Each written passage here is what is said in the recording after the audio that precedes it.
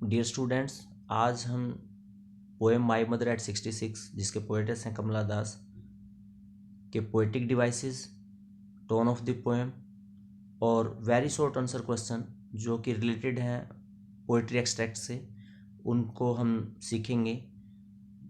इसका जो एक्सप्लेनेशन है पोएम का वो हमने पहली वीडियो में शेयर कर रखा है आप सभी के लिए, तो वो आप देख सकते हैं अगर आपको पोएम का एक्सप्लेनेशन देखना है।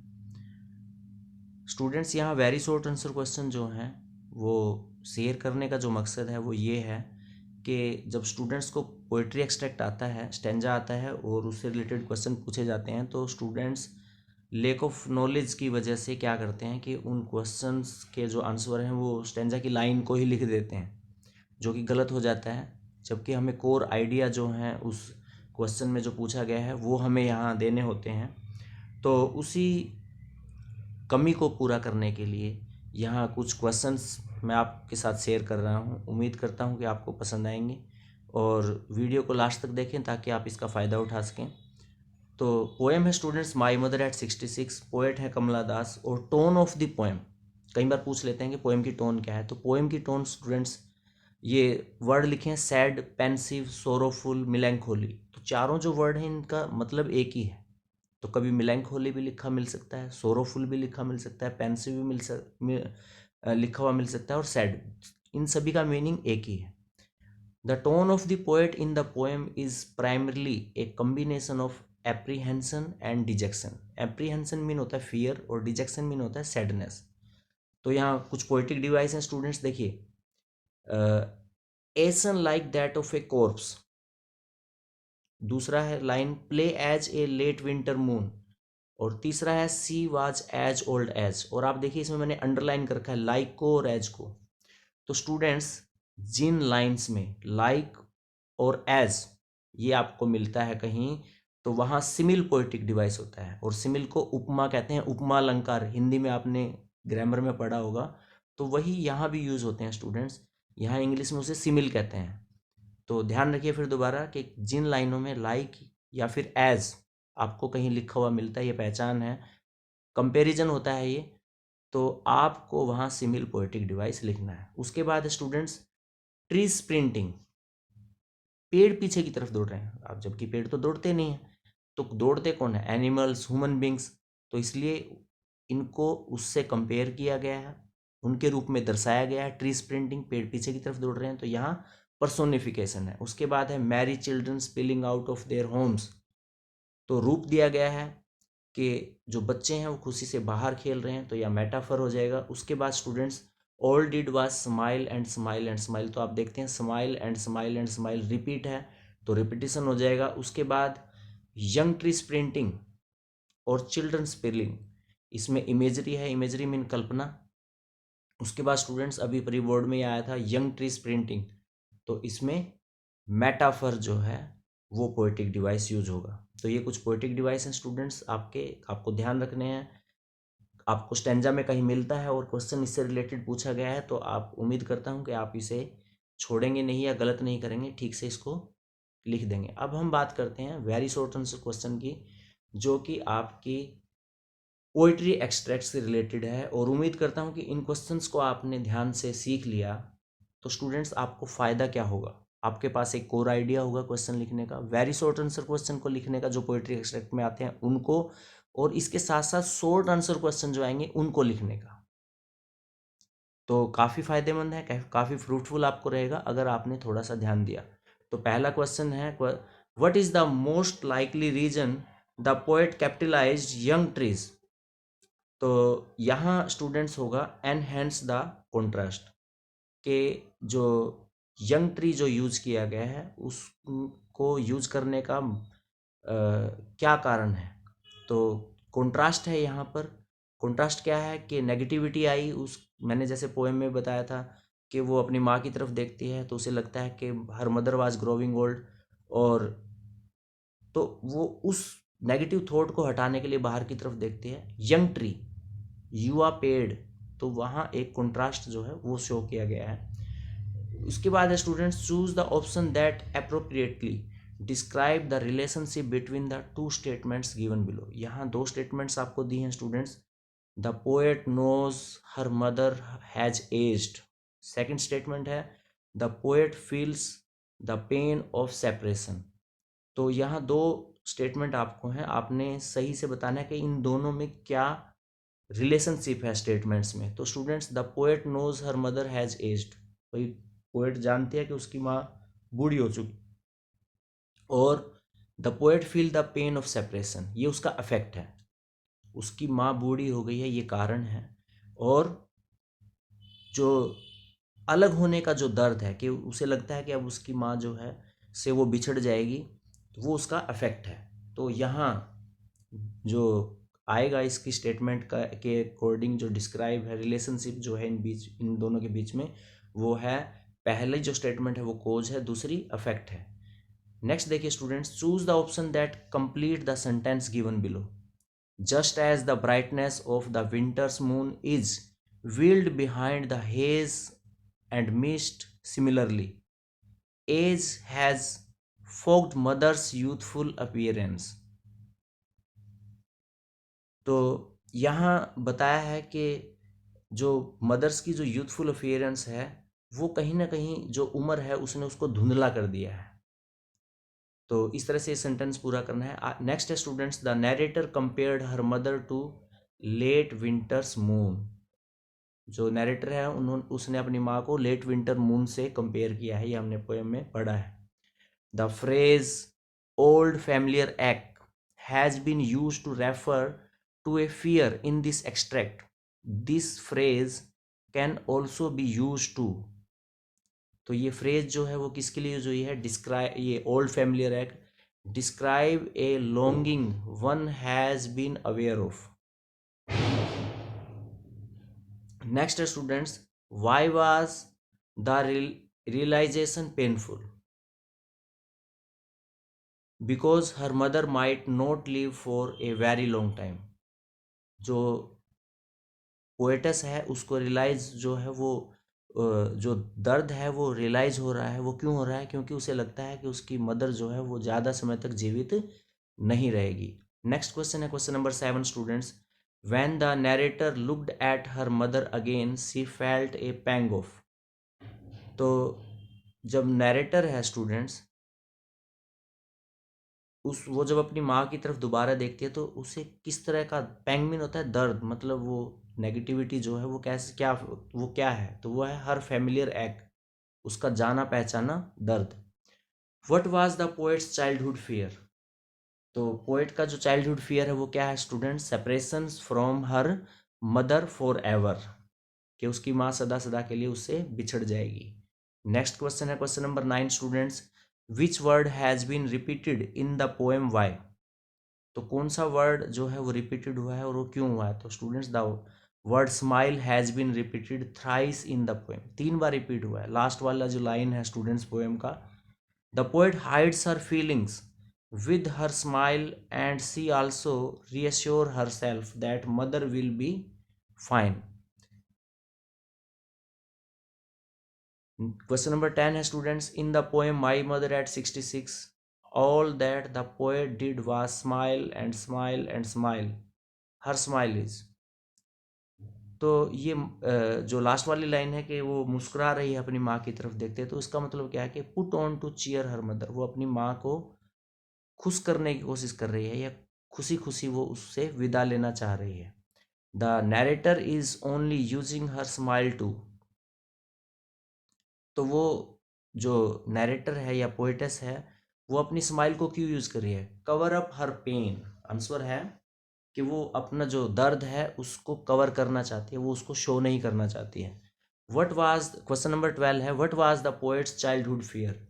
तो चाइल्डहुड फियर वही है लूजिंग हर मदर, ये क्वेश्चन हमने पहले भी पढ़ा। यहाँ सेपरेशन फ्रॉम हर मदर पढ़ा। लूजिंग हर मदर मतलब ये जो लैंग्वेज है बस उसको थोड़ा सा चेंज करके लिखा गया है।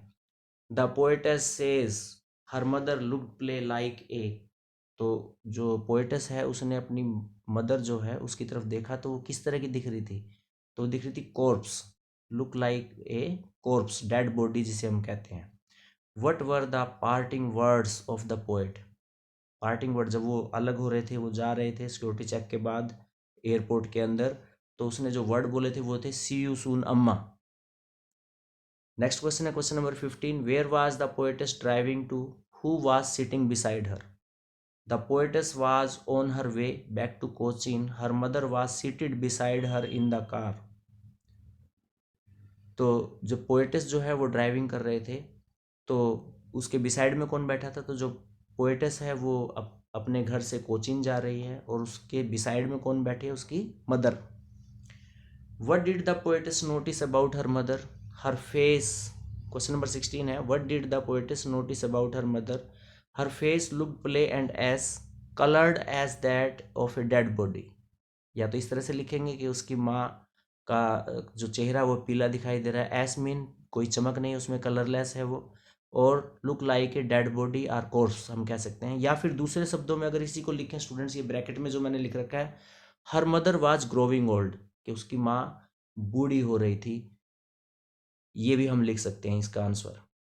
नेक्स्ट है students, explain late winter's moon, कि लेट विंटर्स मून क्या है। The poetess mother was looking play and dull as the late winter's moon. Her face was covered with wrinkles as winter moon, misted and obscured with clouds.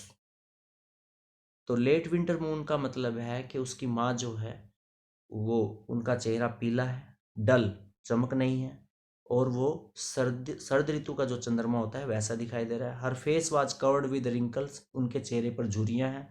As winter moon मिस्टेड, जैसे कि आप देखते हैं कि जो चंद्रमा है उसमें भी कुछ धारियां सी आपको दिखाई देती हैं, आपने चंद्रमा को देखा होगा। एंड ऑब्सकर्ड्स विद क्लाउड्स, और बादलों ने उसे क्या कर रखा है, ढक रखा है। बादलों में जब चंद्रमा दिखाई देता है तो वो कभी दिखाई देता है, कभी नहीं दिखाई देता, या फिर उसकी जो रोशनी है या चमक जो है वो डल दिखाई देती है। नेक्स्ट क्वेश्चन है question number 18, what does her smile signify, कि जो स्माइल है वो किसकी विशेषता है। Poet desperate efforts to hide her fear, तो यहाँ जो पोएट्स है वो स्माइल से जो उसका अपने डर को जो छुपाने का प्रयास है वो यहाँ पर कर रही है। क्वेश्चन नंबर 19 है students, why has the poet mentioned merry children spilling out of their home in the poem. तो आंसर है स्टूडेंट्स इसका कि in the present an image of happiness and spontaneous overflow of life.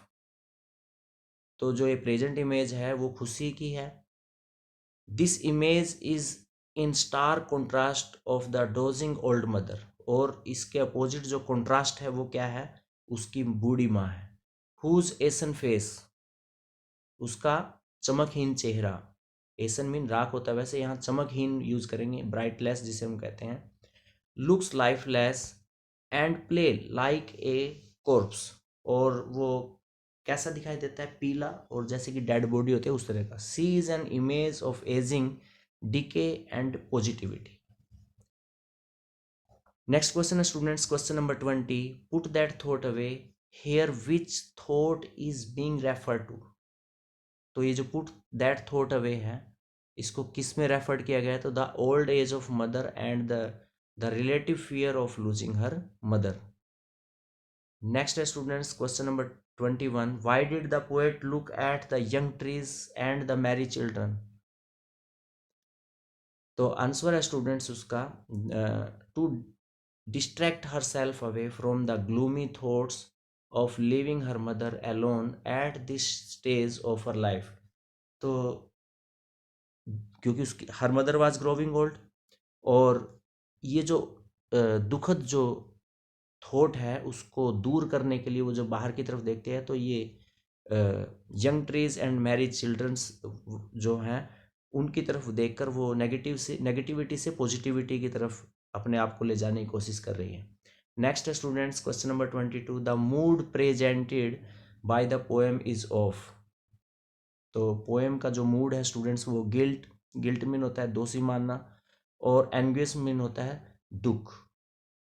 तो अपने आप को दोषी मानती है इस चीज़ का कि वो अपनी माँ की केयर नहीं कर पा रही है इस उम्र में, और वो इससे दुखी भी है।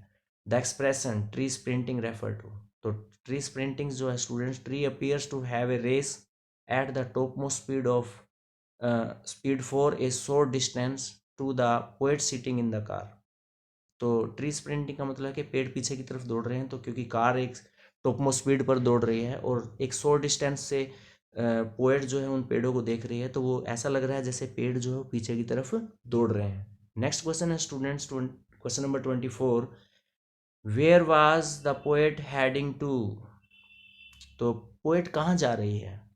तो स्टूडेंट्स वो घर से अपने जो वर्क प्लेस है जहाँ पर वो काम करती है वहाँ जा रही है। The comparison depicted through the image of mother and trees and children together so. तो यहाँ सफरिंग एंड एक्जर्बर्सन्स। नेक्स्ट है students question number 26, why does the poet smile at the end? To give hope and assurance to her mother and to herself. तो last में जो smile है वो poet क्यों करती है? क्योंकि वो अपने आप को विश्वास दिला रही है और अपनी माँ को भी। The message of the poem convey is. तो पोएम का जो मैसेज है स्टूडेंट्स वो है, old age leave people weak and incapacitated. तो ये क्वेश्चन है स्टूडेंट्स कुछ आपके लिए वेरी शॉर्ट आंसर क्वेश्चन, और स्टूडेंट्स इन क्वेश्चन से बाहर आपको आपके पोइट्री एक्सट्रैक्ट में क्वेश्चन नहीं मिलेगा, तो इनको अच्छे से पढ़ लेना। कुछ डाउट है तो आप कमेंट सेक्शन में पूछ सकते हैं। ये क्वेश्चन आपको स्टूडेंट्स आपके पोइट्री एक्सट्रैक्ट में तो हेल्प करेंगे ही करेंगे, जो आपके शॉर्ट आंसर क्वेश्चन हैं उनमें भी हेल्प करेंगे, क्योंकि आपको इसी तरह के क्वेश्चन आपको शॉर्ट आंसर क्वेश्चन में भी देखने को मिलेंगे और वहाँ आपके पास एक कोर आइडिया होगा लिखने का, और आप जब कोर आइडिया लिख देते हैं तो आपको नंबर मिलेंगे ही मिलेंगे। तो उम्मीद करूँगा कि आप अच्छे से इनको पढ़ लेंगे, ध्यान में रखेंगे, रटना नहीं है, ध्यान में रखेंगे, वर्ड्स ध्यान में रखेंगे कि किस किस क्वेश्चन का कैसे आंसर लिखना है, तो आप अच्छे से इसे कर पाएंगे। और स्टूडेंट्स आपको वीडियो अच्छी लगी तो इसे अपने दोस्तों के साथ शेयर करना। इसका जो पहला पार्ट है एक्सप्लेनेशन वो भी आपके चैनल पर उपलब्ध है। पोएम की एक्सप्लेनेशन आप देखना चाहते हैं कि पोएम को कैसे एक्सप्लेन करना है तो वो भी है, वो भी आप विजिट करके देख सकते हैं। और स्टूडेंट्स इसके साथ साथ मेरा मैसेज हर बार की तरह कि स्टूडेंट्स मेडिटेशन कीजिए। मेडिटेशन हमारी लाइफ का एक इम्पोर्टेंट पार्ट है। जैसे फूड हमारे लिए ज़रूरी है, इसी तरह से मेडिटेशन भी हमारे लिए ज़रूरी है। वो हमारे अंदर एक एनर्जी उत्पन्न करता है, हमें सही जो गाइडेंस है वो दिखाने में मदद करता है, और एक जो पीस, जो इंटरनल जो पीस है स्टूडेंट्स, वो भी कहीं ना कहीं हमें उससे मिलता है। तो स्टूडेंट्स वीडियो पसंद आए तो लाइक और सब्सक्राइब भी कीजिएगा, अपने दोस्तों को शेयर भी कीजिएगा ताकि दूसरे जो आपके साथी हैं वो भी लाभ उठा सकें। इसी के साथ अगली वीडियो में मिलेंगे, तब तक के लिए धन्यवाद। जय हिंद, जय भारत।